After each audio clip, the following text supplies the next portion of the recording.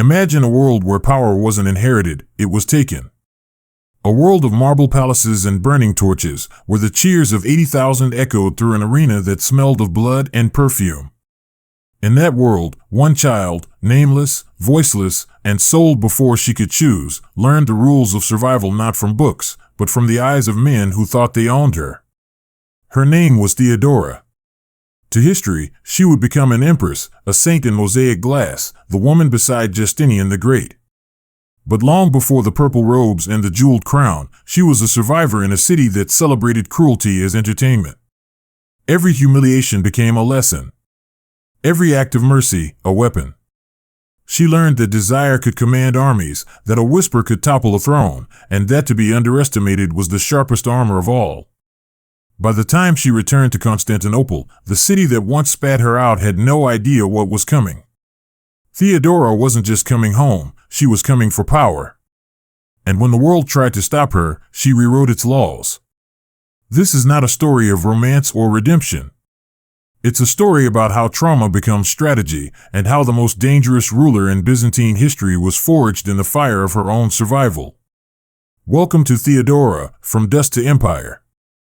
Because sometimes, the most ruthless empires are built not on conquest, but on the wounds we refuse to forget. There are cities that seem to stand still in time, and there are cities that breathe like living creatures. Constantinople was one of them. It inhaled the world and exhaled power. The scent of the sea mingled with incense from 100 temples. Merchants shouted in Greek, Latin, Syriac, and Persian. Ships docked from Africa, Egypt, and the Far East, bringing silk, wine, spices, and stories. At sunrise, its walls glowed like hammered gold, and by dusk, the city shimmered beneath torches and prayer chants that echoed across the Bosporus. To live here was to walk on a knife's edge between glory and ruin. This was the capital of the Byzantine Empire, still calling itself Rome, though its tongue was Greek, and its soul a strange marriage of faith and ambition. Every stone was polished by centuries of conquest, every street corner whispered of betrayal. Constantinople was not just a city, it was an empire compressed into marble and noise, a place where holiness and corruption shared the same breath. At the heart of this colossal body stood the Hippodrome, the arena of all arenas. It was not merely a place for sport but the lungs of the empire itself, the place where emperors felt the pulse of their people. Tens of thousands gathered there, cheering for their favorite factions, the blues and the greens. These were not sports teams. They were armies in disguise, networks of wealth, patronage, and ideology that shaped every corner of civic life. Your faction could decide your job, your protection, even whether you lived or died in a street brawl. In the imperial box sat the emperor and his court, pretending to enjoy the races while secretly taking notes on which way the crowd swayed. In the stands, merchants bribed officials, monks whispered politics, and spies memorized faces. The Hippodrome was a theater, a parliament, and sometimes a battlefield. The color you wore could become your death sentence or your shield. Among the thousands who worked in the shadows of this arena was a man named Acacius, the bear keeper of the greens. His job was to train the massive brown bears used for the grand spectacles, semi-tamed beasts that performed during interludes or parades. It was dangerous, bloody work, but it paid well enough to feed his wife and 3 daughters. Their house was small, but in Constantinople, stability itself was luxury. The youngest daughter was named Theodora. She was not yet 10, but already her eyes saw more than most adults dared to. From the cracks in the arena wall, she watched her father guide the beasts, his every gesture a mixture of courage and fear. He told her that everything in this world, even the wildest creature, could be tamed if you understood its nature. She didn't yet know that one day, those words would define her entire life. Fate, however, has no loyalty. One evening, when the torches of the Hippodrome burned low and the crowds had gone home, Acacius was found dead. The official record said an accident, but in Constantinople, that could mean anything: a bribe gone wrong, a favor refused, or simply bad luck. His death left the family without income, without protection, and without hope. By law, the position of bear keeper should have passed to his widow, ensuring food and housing. But laws were pliable things in a city that worshipped gold. A man named Asterius, the dancing master of the Greens, accepted a bribe and gave the position to someone else. With a single decision, he condemned 3 small girls and their mother to poverty. Desperation changes people quickly. Theodora's mother begged the Greens for mercy, but their doors stayed closed. She had no faction, no voice, and soon, no bread. In a last, humiliating act of survival, she dressed her daughters in worn costumes, crowned them with laurel wreaths, symbols of supplication, and brought them to the Hippodrome on a race day. Before a roaring crowd of 80,000, she knelt and lifted the girls for all to see. It was a silent plea: take them. Let them live. Give them something to eat, even if it costs their innocence. The Greens ignored her. But the Blues, rivals of the Greens, saw an opportunity to humiliate their opponents by showing compassion. One of their stewards offered a job to the mother's new husband, a lowly position, but enough to keep the family alive. Theodora would never forget it. From that day forward, the color green meant betrayal. Blue meant survival. And she carried that allegiance in her heart for the rest of her life. In those years, Constantinople was not merely divided, it was carved into 2 living organisms constantly devouring one another. Every street was a border, every tavern a battlefield. Men bled in the alleys not for faith or empire but for color. Theodora learned early that loyalty in this city was less about belief and more about survival. She watched men die for shouting the wrong chant, women beaten for wearing the wrong robe, and she realized that power had its own dialect, one she was determined to master. While her mother fought to feed the family, Theodora absorbed the world around her like a scholar studies a book. She learned from the market stalls how merchants lied with smiles. She learned from priests how guilt could be bought and sold. And she learned from the streets that pity was a luxury only the rich could afford. The city was a paradox: grand churches built beside brothels, scholars debating virtue beside thieves trading relics. The empire called itself Christian, yet its entertainment still fed on humiliation. When senators argued about morality in the morning, they sent for entertainers by night. For the poor, sin was punished; for the powerful, it was an indulgence. This hypocrisy was the air Theodora breathed. She never knew childhood the way others did. Her education came not from scrolls but from watching faces, how fear made a man sweat, how pride made him reckless, how desire made him blind. She learned that emotion was leverage. That lesson would one day build her throne. In Constantinople, everyone wore a mask. Politicians wore masks of faith. Soldiers wore masks of loyalty. Even priests wore masks of humility. Theodora would one day craft her own, not to deceive, but to protect. In a world where truth was dangerous, disguise became survival. The Hippodrome itself was a monument to spectacle.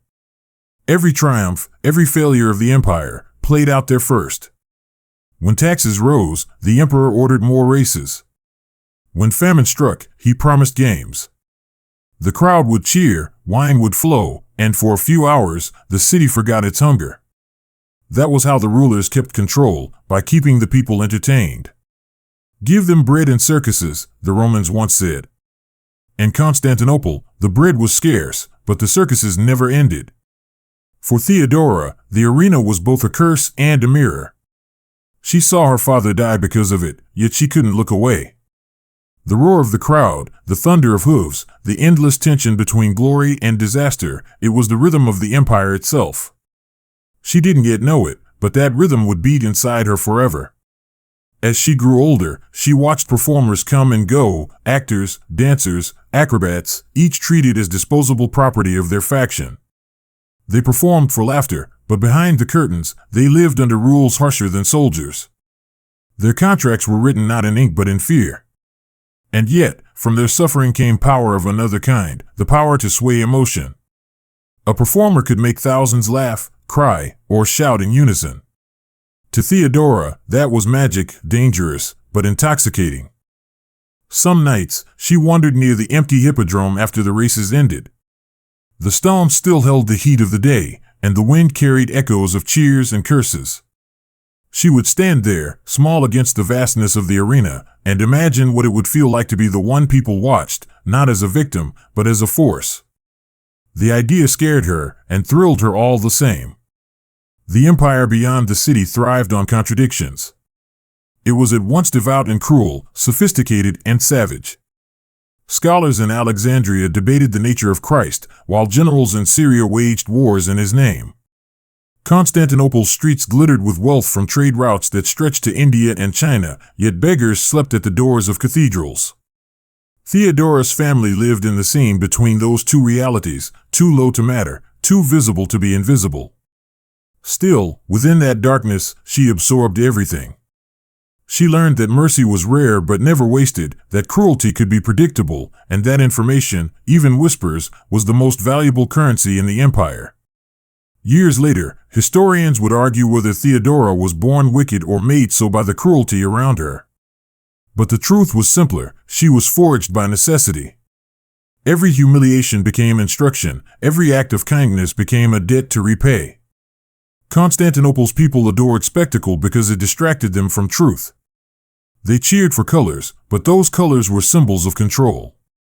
The blues aligned with the aristocracy, the greens with the merchants. The emperor balanced them like scales. One could never grow too strong without threatening the throne. It was politics dressed as entertainment.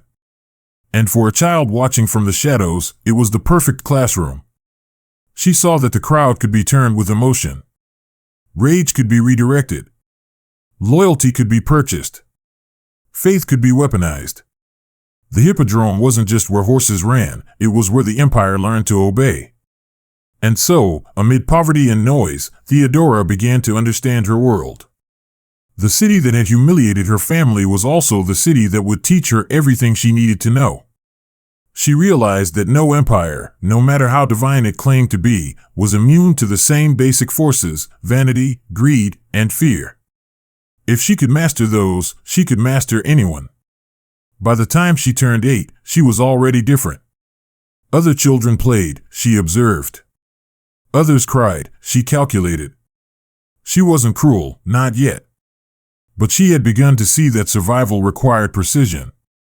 You could not change the rules unless you first understood them.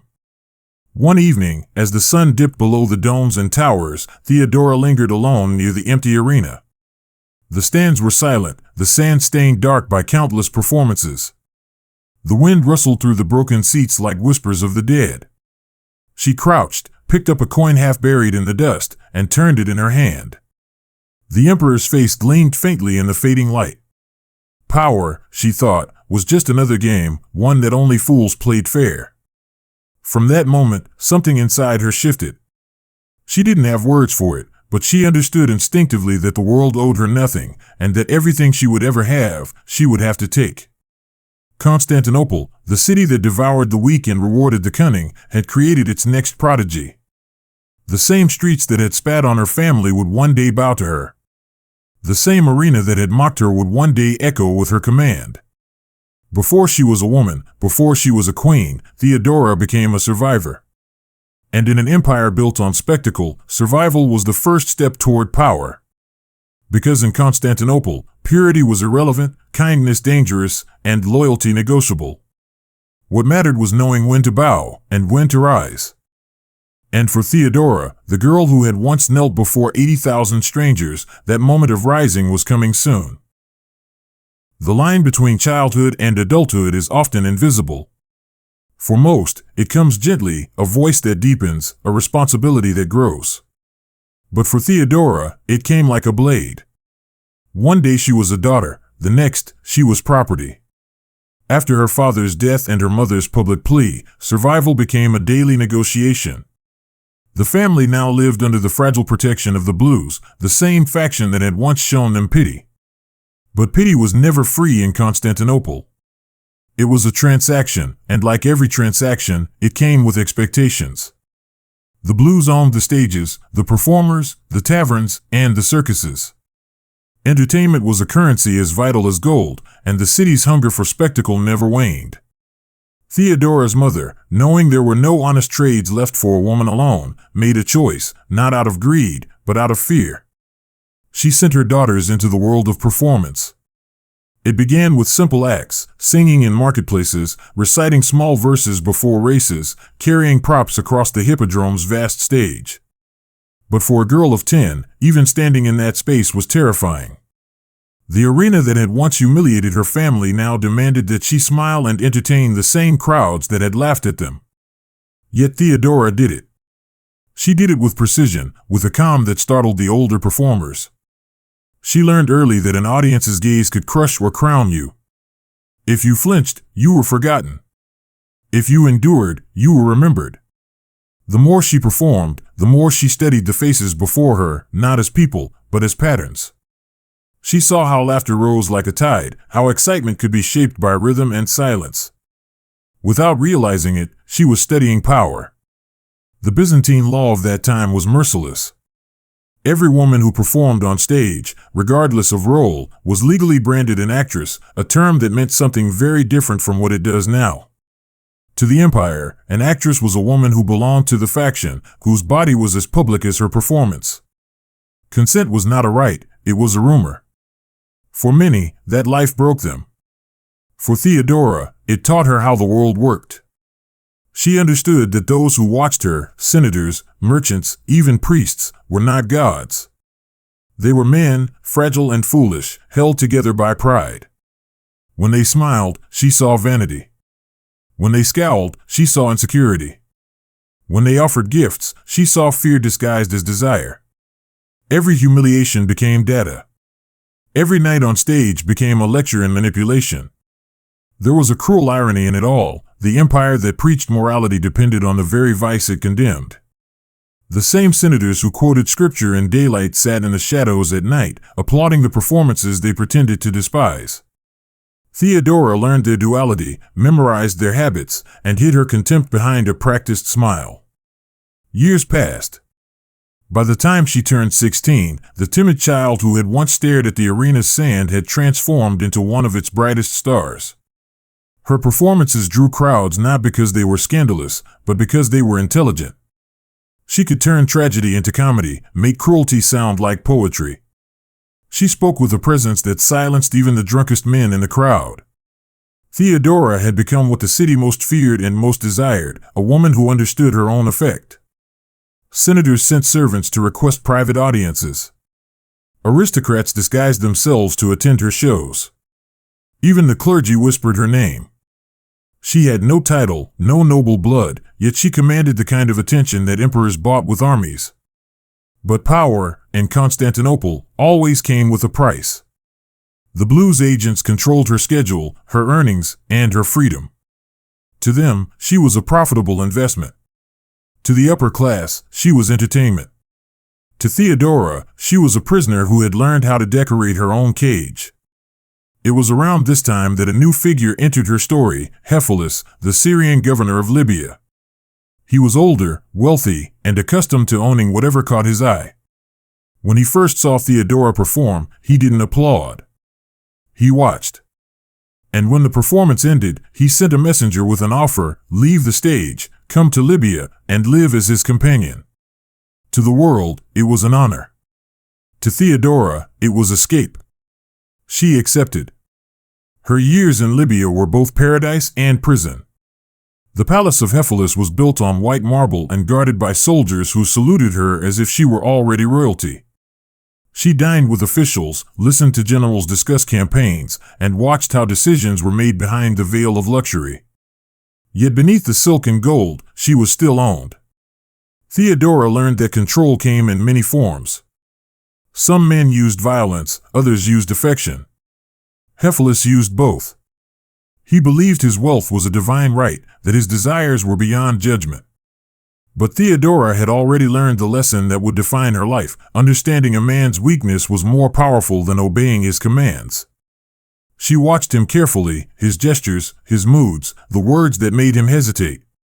She knew when to flatter, when to challenge, when to retreat. Over time, she found that her silence frightened him more than her words. She didn't need to rebel, she only needed to understand. But intelligence can be dangerous when mixed with pride. The more she learned, the more she tested the limits of her influence. She began to advise him, to shape his decisions subtly, a suggestion about which allies to trust, which letters to send, which gifts to withhold. For a while, Hephaestus listened. Then one day, he realized he was being guided. The explosion was immediate. He shouted, accused, and raged. In one outburst of fury, he threw her from the palace and ordered her servants to leave her in the desert. Within hours, Theodora had gone from silk sheets to sand and hunger. But humiliation no longer broke her, it sharpened her. She began her long journey back toward civilization, surviving on what she could find, trading charm for passage, wit for shelter.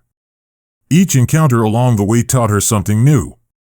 A merchant told her that secrets were worth more than gold. She listened and learned. A sea captain bragged about smuggling routes. She memorized them. Every man who thought he was buying her time was, unknowingly, paying for his own exposure. By the time she reached Alexandria, Theodora was no longer a victim. She was a strategist wearing the face of a refugee.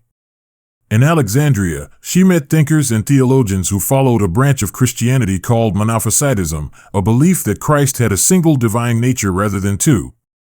The empire considered it heresy, but its followers were influential in the eastern provinces. Theodora listened to their debates, not out of devotion, but curiosity. Religion, she realized, was the most efficient disguise for politics. It offered belonging, obedience, and justification, the very tools power was built on. She adopted their faith, at least publicly, but what she truly embraced was their network. For the first time, she had allies beyond the factions of the Hippodrome, thinkers, clerics, even merchants who admired her intelligence. Through them, she began to rebuild her reputation, piece by piece. In Antioch, she met a performer named Macedonia who recognized her from the old days of the blues. Macedonia was shocked to find Theodora alive, and even more shocked by the transformation. Word of their reunion traveled quickly back to Constantinople. The story of a girl who had survived the Hippodrome, charmed a governor, and returned wiser than ever became a whisper on every noble's tongue. Those whispers reached the palace.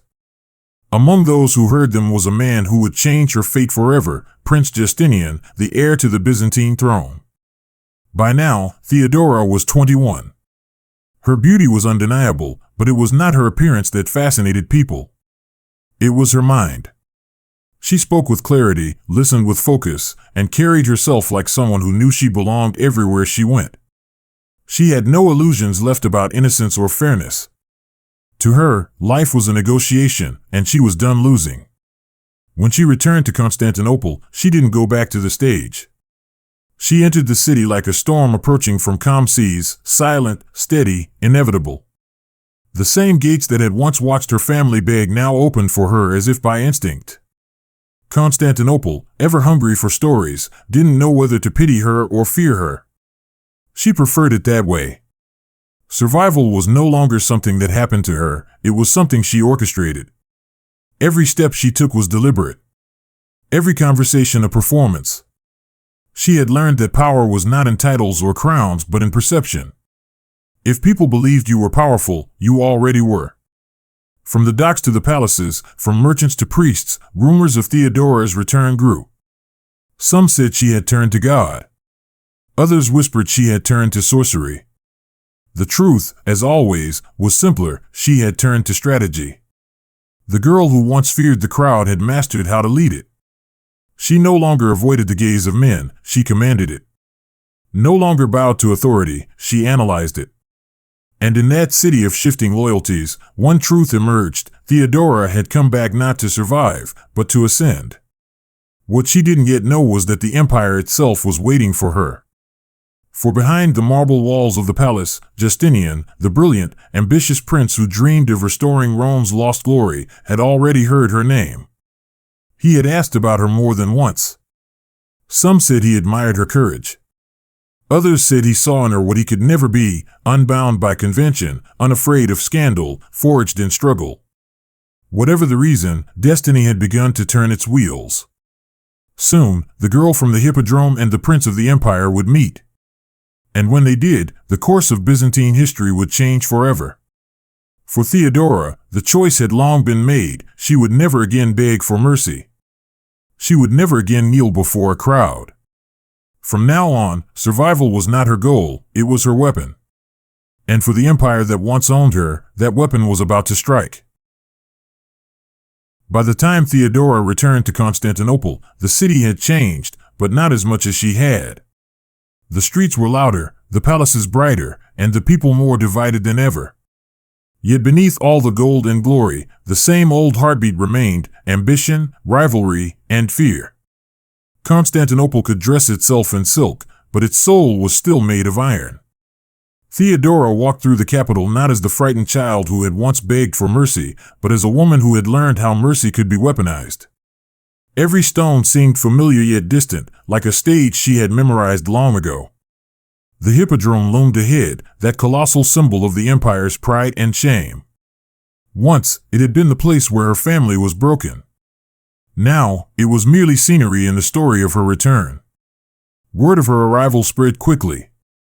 People whispered in the taverns and markets that the girl who had disappeared years ago, the one who had danced for coins and charmed governors, had come back from exile transformed. Some said she'd become a holy woman, others a sorceress. No one knew which rumor to believe, and that uncertainty suited her perfectly. Theodora rented a small house near the harbor, living modestly, but her visitors were anything but ordinary. Merchants, priests, and scholars came to her door, drawn not by beauty alone, but by her conversation. She spoke not like an entertainer, but like someone who understood how power moved behind curtains. Every story she told felt like a confession, every silence, a trap. People left her company both impressed and unsettled. Among those who heard of her was a man whose curiosity had already reshaped the empire, Prince Justinian. He was not yet emperor, but everyone knew it was only a matter of time. Nephew to Emperor Justinian, Justinian was a man obsessed with order, a scholar of law, a strategist, a visionary who dreamed of restoring the glory of ancient Rome. He rose from humble origins, the son of peasants, and his ascent through the imperial court had been nothing short of miraculous. But even his sharp mind carried a loneliness that no scroll or sermon could cure. When Justinian first heard of Theodora, it was from a friend who spoke of a woman unlike any in the city, clever, articulate, fearless. A woman who could debate theology with bishops and outwit senators in the same conversation. At first, he dismissed it. But the stories kept coming. Eventually, curiosity won. Their meeting was arranged quietly, away from the palace, under the pretext of charity. Theodora entered the room wearing a simple robe, nothing of silk or gold, just linen, soft and clean. Justinian expected beauty. What startled him was composure. She didn't bow deeply, didn't tremble as most people did in the presence of royalty. She greeted him as an equal. From their first words, there was a spark, not of passion, but of recognition. Both had clawed their way up from obscurity. Both had been underestimated, mocked, and dismissed by those born into privilege. Both believed the world was something to be rebuilt, not inherited. The conversation drifted from faith to philosophy to politics. Justinian spoke of law as the foundation of civilization. Theodora countered that law without compassion was simply organized cruelty. He spoke of restoring Rome. She asked if Rome deserved restoring. By the end of the evening, he realized that for the first time in years, someone had spoken to him, not at him. Days turned into weeks, and their meetings became frequent. What began as intellectual curiosity grew into something more dangerous: dependence. Justinian found himself thinking of her voice during meetings, her questions during prayers. Theodora, for her part, understood precisely what was happening. She had learned long ago how the line between admiration and vulnerability could blur. But this time, it was different. She wasn't playing for survival. She was playing for history. Their bond deepened quietly, beneath the scrutiny of the court. But secrets never stayed buried in Constantinople. Soon the whispers began: an heir to the throne in love with a former performer, a woman once branded an actress by Byzantine law. The rumor spread like fire. In the Senate, the reaction was outrage. To them, Justinian's affection was not just scandalous, it was unthinkable. The laws of the empire were explicit. An actress, by definition, was a prostitute, forbidden to marry men of rank. It was not merely social taboo, it was written into the very code that Justinian himself studied daily. His uncle, Emperor Justin, remained silent, but the court's disapproval was deafening. At its center stood Empress Euphemia, Justin's wife, a woman of immense will and sharp memory. She, too, had once been a slave, but she had risen through faith, not spectacle. She saw in Theodora everything she feared and despised, a reflection of her own past, but stripped of shame. When Justinian confessed his intentions to marry Theodora, Euphemia's fury was cold and deliberate. "You may rule armies, nephew," she told him, "but you cannot rewrite heaven." She barred Theodora from entering the palace, forbade Justinian from formalizing the union, and even attempted to arrange a different match for him. For most men, that would have been the end. But Justinian was not most men, and Theodora was not a woman who accepted limits. What happened next remains one of the most debated episodes in Byzantine history. Euphemia's health declined rapidly. Some said it was grief, others a sudden illness. Some whispered of poison, a claim never proven, yet never forgotten. What is certain is that within weeks of her death, the emperor issued a new law. It stated that women of honorable repentance, those who had abandoned immoral professions and chosen virtuous lives, could marry men of any rank. The text did not name Theodora, but everyone knew who it was written for. In 525 CE, under the gilded dome of Hagia Sophia, Theodora walked down the marble aisle in imperial purple. The same city that had once spat on her now bowed as she passed. The ceremony was both sacred and symbolic, a rewriting of destiny itself. For Justinian, it was love. For Theodora, it was something greater, legitimacy. For the first time, her survival was sanctified by law. The empire that had branded her an outcast now recognized her as future empress. Their marriage shocked the aristocracy. How could a ruler educated in law and theology bind himself to a woman from the stage? Yet Justinian's conviction was unshakable. He spoke of her not as a mistress, but as a partner. He called her my counselor, my equal, the other half of my soul. Theodora took to her new role with the same focus she had once given the stage. She studied court etiquette, foreign languages, and theology. She met with ambassadors and bishops, often leaving them impressed or intimidated. She mastered the art of silence, speaking only when every word mattered. But behind the polished manners and jeweled robes, the old instincts never died. She still read faces like texts, still measured tone like weight. The palace was just another theater, only the stakes were higher. Every bow could hide betrayal. Every smile could precede poison. Theodora understood something most rulers never did: power was not in decrees or crowns. It was in perception. To rule, one had to shape how others saw you, and fear was the most efficient sculptor. Her influence over Justinian grew swiftly. She didn't command him, she guided him, gently, strategically. When he hesitated on a decision, she reminded him of his destiny. When he doubted his reforms, she told him the people needed strength, not sympathy. He listened, not because he was weak, but because he trusted her vision as an extension of his own. Together, they formed a balance few in history could match: Justinian, the mind of law and order; Theodora, the soul of survival and intuition. She gave his intellect a human edge, he gave her ambition a structure. The empire became their shared stage. But even as their partnership flourished, the old factions of the Hippodrome stirred beneath the surface. The blues and the greens, once content to compete in sport, now clashed in politics and faith. Their rivalry bled into the streets, fueled by corrupt officials and religious tensions. Theodora, who had once been saved by the blues, watched the chaos with a cold, calculating eye. She knew that loyalty in Constantinople was temporary. She had learned that lesson too well. In the winter of 532, tensions reached a breaking point. The factions united in anger against new taxes and abuses of power. For the first time in memory, blues and greens stood side by side, shouting the same word: Nika. Conquer. The city erupted in flames. For nearly a week, Constantinople burned. Churches, homes, and even the Senate building were reduced to ash. The mob crowned a rival emperor. The palace trembled under the weight of rebellion. Justinian's advisors begged him to flee. But when fear silenced the room, Theodora spoke. Calm, unwavering, she reminded them of what power truly meant. Those who are born to wear purple, she said, should never flee. Royalty is the finest burial shroud. Her words cut through the panic like steel. In that moment, she was not the girl from the Hippodrome, nor the actress turned consort. She was the embodiment of empire itself, ruthless, composed, and ready to die standing.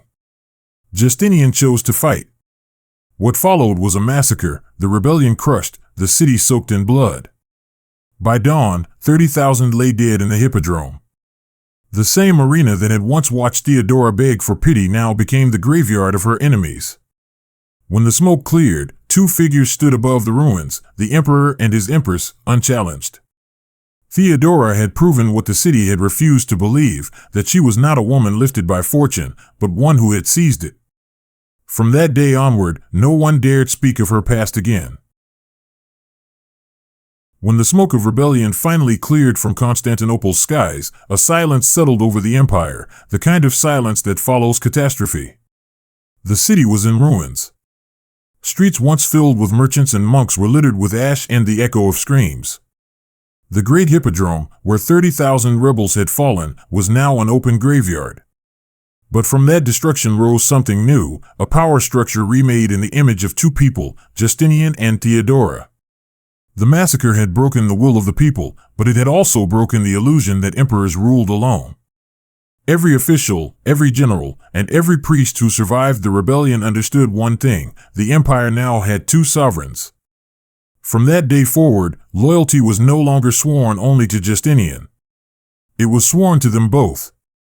Theodora's transformation was complete. She had entered history as an empress, but she ruled as something more, an architect of fear. In public, she was serene, composed, almost divine. Her face appeared on mosaics beside her husband's, her gaze calm and eternal. To the faithful, she was the living image of piety. But behind the golden tiles and perfumed robes, Theodora built an empire of shadows. She understood that the greatest danger to rulers was not armies or rebellions, it was information. So she began to weave a web that reached every corner of the court. Eunuchs, servants, actresses, scribes, and even monks became her unseen eyes and ears. They whispered what was said in the Senate, what was plotted in taverns, and who secretly defied the emperor's decrees. Theodora rarely punished directly. She preferred patience, letting her enemies feel safe before reminding them that she already knew their secrets. When senators bowed before her, some trembled not from reverence but from dread, wondering which of their private sins she had recorded. Fear, for Theodora, was not cruelty. It was efficiency. Her private chambers became the nerve center of what historians would later call a parallel government. The official decrees still came from Justinian's desk, but the ideas often began in her room, among scrolls, candles, and the soft rustle of informants arriving at midnight. Theodora had turned survival instinct into statecraft. It wasn't only politics she reshaped. Theodora began to influence the empire's morality, not through sermons, but through law. She had spent her youth trapped in systems that exploited and discarded women. Now, as empress, she wielded the power to dismantle them. Under her guidance, Justinian's massive codification of Roman law, the Corpus Juris Civilis, took on a new dimension. Hidden between the decrees of trade and taxation were laws that carried Theodora's fingerprints. Forced prostitution was outlawed. Brothels that held women against their will were shut down, and their owners punished. Rape became a capital offense, regardless of class. Women gained the right to own property, to inherit wealth, and to divorce abusive husbands. For the first time in centuries, the empire's laws recognized that women could suffer injustice not by nature, but by design. Theodora had turned her pain into legislation. Yet even her compassion carried the scent of control. To help redeemed women, she founded the Metanoia Convent, a sanctuary for former prostitutes. But inside its walls, freedom was replaced with discipline. The women were forbidden to leave, their lives now governed by prayer and penance. It was salvation, but one dictated entirely by Theodora. Even when she liberated others, she did so on her own terms. This contradiction defined her reign: mercy born from vengeance, justice crafted from pain. To her, the two were inseparable. Not everyone accepted her authority. Many in the court, especially men of noble birth, resented the influence of a woman they still considered a commoner. They whispered that Justinian was bewitched, that the empress ruled by seduction and sorcery. But those whispers rarely lasted long. A few days later, a rumor would reach Theodora's ears, and the men who spoke would vanish into comfortable exile or uncomfortable silence. Her reach extended beyond Constantinople. When foreign queens and ambassadors visited, Theodora greeted them not as host, but as equal. Some admired her intellect, others feared her ambition. One of them, Queen Amalasuntha of the Ostrogoths, became both. Amalasuntha was educated, eloquent, and proud, a rare woman who ruled in her own right. She exchanged letters with Justinian, letters filled with politics wrapped in poetry. Theodora read those letters. She understood the tone too well. Admiration, curiosity, subtle flattery, the same ingredients she herself had once used to command men's attention. And so, when Amalasuntha's cousin, King Theodahad, began to question her authority, Theodora whispered her own version of events through the Byzantine ambassador. The seeds of doubt took root. Not long after, the Ostrogothic queen was murdered in her bath, strangled by guards as she reached for a towel.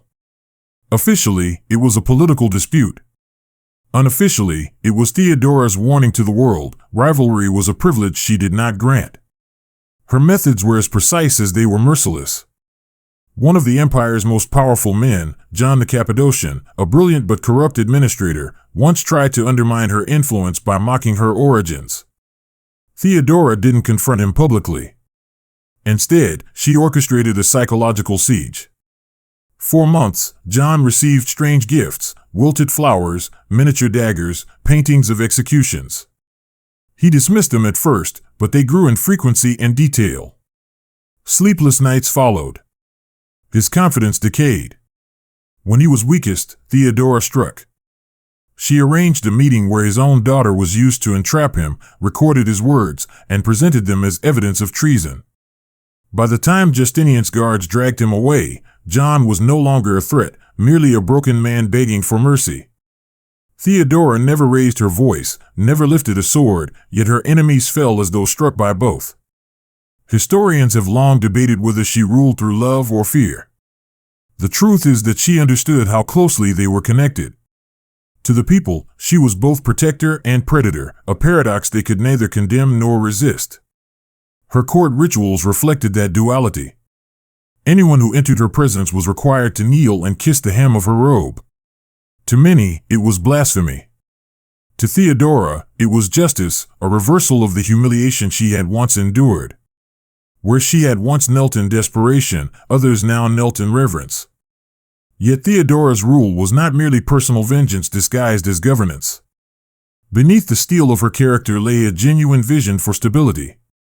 She believed that fear, properly administered, could prevent chaos. She had seen what disorder looked like: the riots, the factions, the hunger of the mob, and she was determined that Constantinople would never burn again. And so she built not just monuments of stone, but systems of loyalty. She rewarded those who were faithful with wealth and protection. She patronized artists and theologians, blending culture with ideology. She redefined what it meant to be a ruler, not a distant figurehead, but a vigilant guardian. Her partnership with Justinian grew into a symphony of opposites.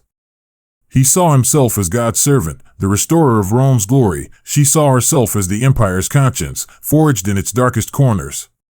Together, they rebuilt what had been destroyed, including the magnificent new Hagia Sophia, the Church of Holy Wisdom, whose dome seemed to float between earth and heaven. When it was completed, Theodora walked beneath the golden ceiling and smiled. The crowd saw only devotion. But in her heart, she saw something deeper: triumph. The same city that had once cheered her degradation now raised its hands to bless her name. Still, even the most powerful empress cannot escape the limits of flesh. As the years passed, illness began to steal her strength. Some said it was cancer, others an unnamed wasting disease. Whatever it was, it came slowly, cruelly, a mirror of the suffering she had inflicted upon others. But Theodora refused to show weakness. She continued to appear at council meetings, her face pale but her voice unwavering. Justinian begged her to rest. She answered, "An empire does not pause for pain." In her final months, she devoted her energy to one last project, ensuring that her reforms would outlive her. She strengthened the laws protecting women, secured the Monophysite church she had once joined, and purged corrupt officials who might reverse her decrees after her death. Even as her body weakened, her will remained iron. On June 28, 548 CE, Theodora, Empress of the Romans, died in her palace at the age of 48. The news shattered Justinian. The emperor who had commanded armies and rewritten laws broke into tears like a child. He never remarried, never truly recovered. For 17 more years he ruled, but those who served him said his fire was gone, as if the empire itself had lost its soul. When Theodora's body was laid to rest, the mosaics of Ravenna immortalized her in colors that never fade. There she stands still today, robed in imperial purple, crowned with jewels, her eyes fixed on eternity. Around her are priests, attendants, and symbols of faith, but none can match the authority of her gaze. For centuries, people would debate who she truly was. A savior or a tyrant? A saint or a sinner? The truth, as always, lies in between. Theodora was the product of her world, and the architect of its transformation. She turned humiliation into hierarchy, pain into policy, and trauma into power. She ruled not with the innocence of grace, but with the knowledge of suffering. Her empire was both her revenge and her redemption.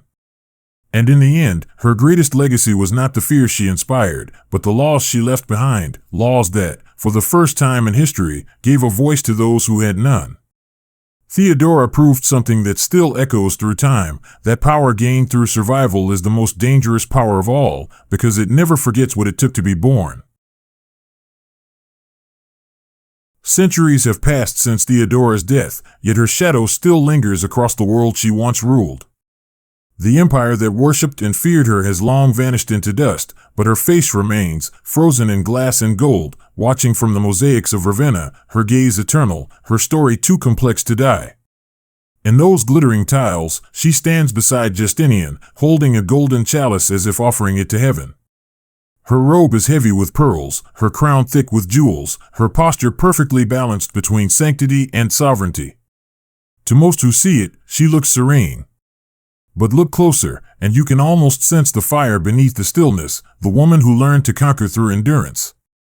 For all the centuries of chroniclers and theologians who wrote about her, few ever agreed on who Theodora truly was. To her supporters, she was a visionary, a woman who defied the limits of her time, rose from misery, and reshaped law and religion. To her critics, she was an opportunist, a manipulator who wrapped cruelty in righteousness and vengeance in justice. But to history itself, she was something rarer, proof that power and suffering can share the same skin. After her death, Justinian carried on the empire's business, but those who served him noticed the emptiness in his eyes. He still held court, still signed decrees, still spoke of rebuilding Rome's greatness. Yet his words had lost warmth, like a song played without its melody. He ordered churches built in her honor, not because she needed monuments, but because he did. Each dome was a confession. Each mosaic, an apology. Theodora had been his compass, fierce, intuitive, unrelenting. Without her, his laws became sterile, his faith mechanical. He ruled, but he no longer felt. And yet, even in death, she continued to guide him. When Justinian compiled the final editions of the Corpus Juris Civilis, the monumental legal code that would later influence the entire Western world, many of its most humane laws bore the fingerprints of her ideals. Protection for women, punishment for sexual violence, rights of inheritance, these were not the usual priorities of emperors. They were the echoes of her voice. Historians in later centuries would call Justinian the lawgiver. But those who study closely know that somewhere between the lines of his edicts, there is another hand, smaller, but sharper, the hand of Theodora. Her influence outlasted both their reigns. The Byzantine Empire endured for nearly 1,000 years after her, its traditions shaped by the idea that women, if clever and fearless enough, could wield real power. For generations, empresses, abbesses, and even queens across Europe and the Near East looked to her as proof that gender could bend, but will could not. But Theodora's legacy is not one of simple empowerment. It is more complicated and more human. She was not a modern hero born ahead of her time. She was a creature of her own brutal century, forged in its contradictions. Her compassion was sharpened by bitterness, her faith intertwined with calculation. She cared for the powerless, but she also enjoyed watching the powerful kneel. Perhaps that is why her story endures. It refuses to fit the tidy patterns of morality that history often demands. Theodora was not good or evil. She was both, a reflection of the empire itself, magnificent, merciless, and undeniably alive. What she built outlasted her body. Her laws shaped the Byzantine sense of justice for centuries. Her political tactics, using intelligence networks, manipulating perception, ruling through symbols and fear, became a model copied by rulers long after her time. Even the image of the co-ruler, husband and wife governing together, found its first and most vivid expression in her. Yet her personal triumph was far greater than any of that. Theodora had achieved what almost no one from her station ever could. She rewrote her narrative. In a world where women were born into silence, she forced the world to remember her name. And so, she became a paradox carved in stone, both saint and sinner, victim and ruler, flesh and myth. As the centuries passed, storytellers reinvented her in countless forms. To the medieval chroniclers, she was a warning, the seductress who ensnared a great emperor and doomed his soul. To Enlightenment writers, she was a fascination, a woman who broke every rule and survived. To modern historians, she has become a symbol of resilience, proof that trauma can be transformed into something fierce and formidable. But perhaps the truest version of Theodora is not found in books or mosaics, but in the silence between them, in the spaces where history fails to decide whether to condemn or to admire her. When you stand in the Basilica of San Vitale in Ravenna and look up at her mosaic, it is not her beauty that strikes you first, but her eyes. They do not plead or seduce. They observe. They judge. They dare you to look away. In those eyes is the same defiance that once faced down emperors and mobs alike, the gaze of a woman who refused to be erased. And maybe that, more than any law or building, is her real legacy, remembrance. Theodora proved that memory itself is a battlefield. Whoever controls the story controls immortality. Her story also carries a warning that feels timeless. The empire she and Justinian built was magnificent, but its foundations were stained with fear. Their laws sought order, but their methods enforced obedience. Theodora's reign showed that power gained through pain can preserve stability, but never peace. Fear holds nations together for a time, but it also hollows them from within. After her death, the empire began to show cracks.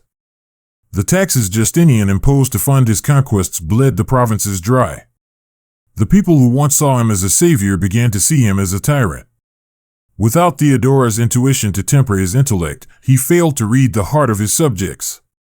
The same citizens who had rebuilt the city with pride now whispered of rebellion.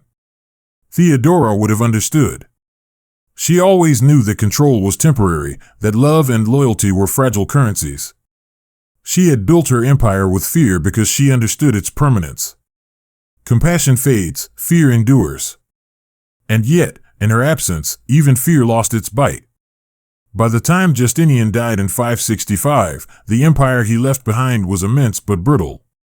It would survive for centuries, but never again with the same fire. Theodora had been its pulse, and when that pulse stopped, the empire's heart beat slower. Still, the laws she inspired traveled far beyond Byzantium.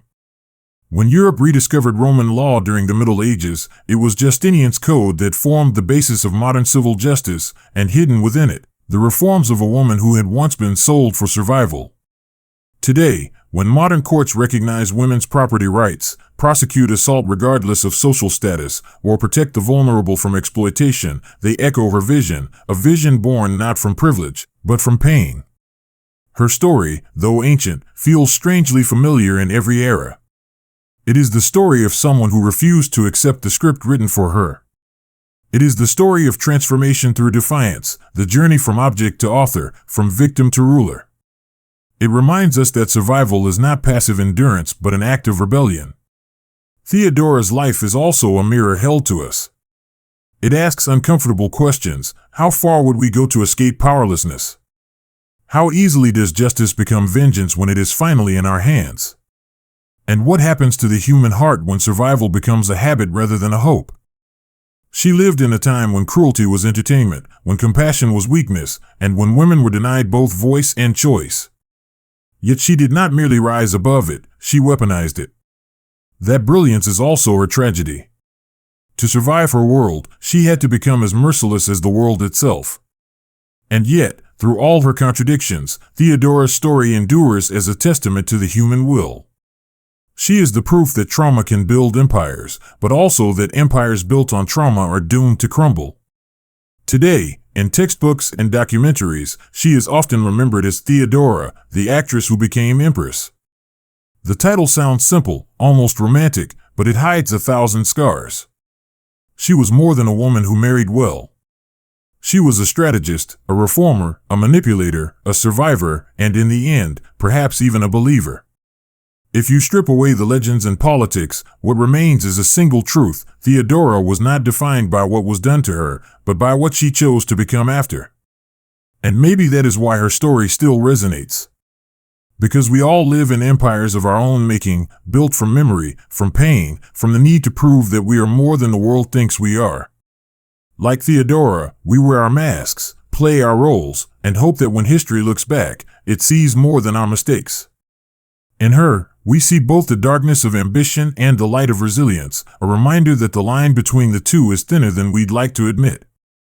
So when you look upon her mosaic, don't just see an empress. See a survivor. See a woman who rose from the filth of the Hippodrome to the sanctity of cathedrals, who turned shame into legacy, and whose name, 16 centuries later, still commands attention. Because Theodora's empire did not end with her death. It lives wherever people refuse to be broken by what tried to destroy them. And that, more than any crown, any church, or any conquest, is the true legacy of a survivor. History remembers crowns. It remembers wars, decrees, monuments, and names carved in marble. But behind every empire, behind every law, every golden dome, every echo of power, there is always a heartbeat. For Byzantium, that heartbeat was a woman. Theodora's story began in the dirt and ended in gold. She rose from the shadows of the Hippodrome, a child of humiliation, to sit beside the most powerful man on earth. But her greatest conquest was not over armies or empires. It was over the story that the world tried to write for her, and the one she chose to write instead. Even after 16 centuries, she remains one of history's most haunting figures because she defies simple understanding. She was cruel and kind, vindictive and visionary, manipulative and merciful. She fought for justice, yet ruled through fear. She liberated women, yet controlled them. She preached piety, yet mastered deception. She was, above all things, human, dangerously, brilliantly human. Perhaps that is what makes her unforgettable. Theodora does not belong only to history, she belongs to every age that struggles with the balance between morality and power, between survival and compassion. Her life reminds us that the cost of strength is never free, that greatness and brutality often grow from the same root. In the end, she was both the empire's greatest triumph and its mirror. Her laws made Byzantium more humane, her methods made it more fearful. She built cathedrals that still stand and burned reputations that never recovered. She comforted the poor and terrified the elite. She was the woman who embodied the empire's soul, dazzling, divided, and impossible to tame. But behind all the ceremony and terror, there was still the girl who once stood trembling before 80,000 strangers. The same girl who watched her father die, who learned to hide her fear behind a smile, who realized that in a world built by men, survival required becoming something more than human. Maybe, on quiet nights in the palace, when the torches dimmed and Justinian slept beside her, that girl returned for a moment. Maybe she remembered the roar of the crowd, the smell of dust and blood, the cold of hunger. Maybe she wondered whether the crown on her head had been worth the child she had to bury to wear it. We will never know. History, merciless as ever, records deeds, not doubts. What we do know is that she changed the rules. Before Theodora, power was a privilege. After Theodora, it became something that could be taken, shaped, and bent to will. She proved that birth was not destiny, that suffering could forge vision, and that a woman's voice, once silenced, could echo louder than any emperor's decree. And yet, her story is also a warning. Because power, no matter who holds it, always hungers for more. Theodora's brilliance was matched only by her darkness. Her empire was built not only on courage, but on fear, not only on justice, but on vengeance. And in that contradiction lies the truth of every civilization. Empires rise when people like Theodora dare to defy fate. They fall when too many become like her. But even as Byzantium crumbled centuries later, her spirit survived, and the defiance of every outcast who refused to stay silent, and every law that protected the powerless, and every woman who demanded to be seen as more than an ornament of history. She did not conquer the world. She taught it to remember her. And so, when you walk through the ruins of Constantinople, or gaze at the mosaics that still glow under the light of modern cameras, you are not looking at a saint, or a villain, or a legend. You are looking at us, at what we become when the world forces us to choose between survival and surrender. Theodora was not made by destiny. She made it. Her legacy whispers across centuries. That strength without empathy is tyranny. That empathy without strength is helpless. And that the hardest power to master is the power over oneself. In the end, she left no children, no heirs, no bloodline to carry her name, only the empire, the laws, and the memory of a woman who refused to disappear. And maybe that was enough. Because some people rule for a lifetime. But a few, like Theodora, rule forever, not through conquest, but through remembrance.